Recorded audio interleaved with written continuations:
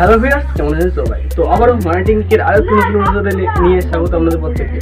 তো আর এই যে মূল বিষয়টা হচ্ছে সেটা হচ্ছে আপনি ধরুন আপনার হোয়াটসঅ্যাপে কোনো কারোর সঙ্গে চ্যাট করছেন, সেক্ষেত্রে আপনার টাইপিং করতে হচ্ছে, ঠিক আছে?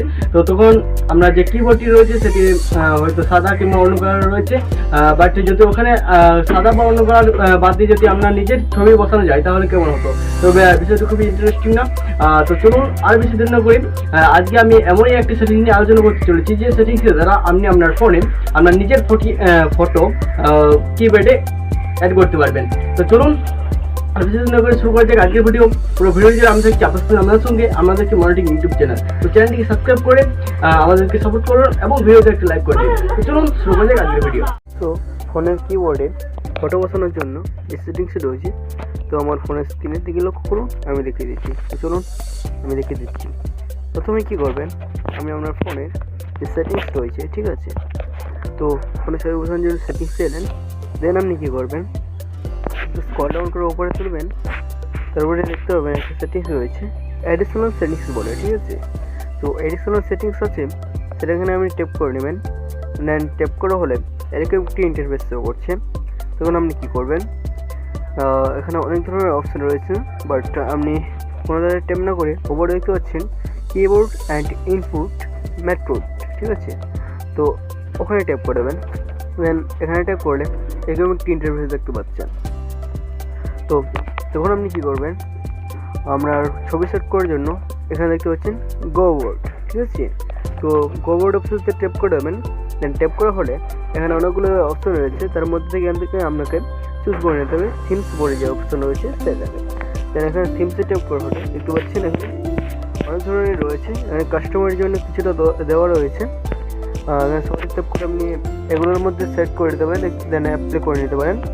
আমি যদি করতে চাইছি না, আপনি যদি আরও ডাউনলোড করার অপশন রয়েছে, আমি এখানে মোর করে এগুলো ডাউনলোড করে আমার কিবোর্ডে ব্যবহার করতে পারেন, ঠিক আছে?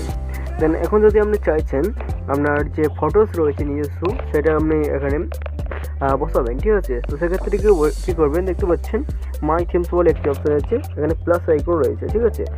দেন আপনি এই প্লাস আইকনটি ট্যাপ দেবেন, দেখতে পাচ্ছেন ডাইরেক্টলি ফাইলে চলে এসেছে। এখন যদি আমি এক্সাম্পলের জন্য আমার একটি ছবি নিই, এখান থেকে যদি আমি এখানে বসিয়ে দিই, ঠিক আছে? দেন তো আমি আগে যে ভিডিওটি ছেড়েছিলাম, তো সেটার আমি যে থাম্বনেলটা রয়েছে সেটা আমি এখানে অ্যাড করছি, ঠিক আছে? দেন এখানে এক্সাম্পলের জন্য আমি যদি এখান থেকে নিই ডোন্ট শো ফটোসে ট্যাপ করে দিলাম, দেখতে পাচ্ছেন দেখতে পাচ্ছেন আমার যে থাম্বনেলটা রয়েছে সেটা চলে আসছে। এখান থেকে অ্যাডজাস্টমেন্ট করে নেবেন আপনি কতটুকু এখানে বসাতে চাইছেন। দেন আমি এই এতটুকু বসাতে চাইছি, ঠিক আছে? তাহলে কী করবেন, নেক্সট টাচ এখানে ট্যাপ করবেন, তারপর এখানে ডান বলে একটি অপশন রয়েছে, এখান থেকে আপনি বড় করে নিতে পারেন রাইটিংটা, ঠিক আছে? দেন আপনি ডানে অপশান ট্যাপ করে দেবেন। তারপর দেখতে পাচ্ছেন অ্যাপ্লাই বলে একটি অপশন রয়েছে, এখানে ট্যাপ করে দেবেন।